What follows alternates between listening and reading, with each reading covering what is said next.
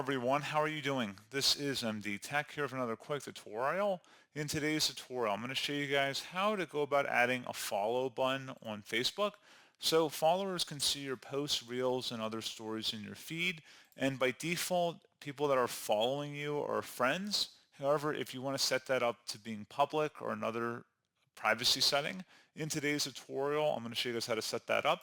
And without further ado, let's go ahead and jump right into it. So all you have to do is select your profile icon in the top right that says account when you hover over it. Left click on that and select settings and privacy. And then you want to select the setting gear button right here.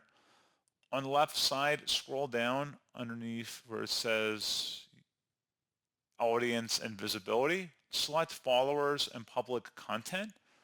And now on the right side where it says who can follow me, followers can see your posts, reels, and stories in your feed. Friends follow your posts, reels, and stories by default, but you can also follow people who are not your friends to follow your public posts, reels, and stories. Use this setting to choose who can follow you. So if you select this button here, you can select either public or friends, so pretty easy process on that. And then if you want to have a follow button on your profile, you can select try professional mode. So professional mode lets people who are not your friends follow your public posts, reels, and stories. Select try professional mode. And then if you turn that on, you will be eligible for certain monetization features depending on thresholds. You can grow your audience as well, see content insights, as well as get discovered with certain tagging features.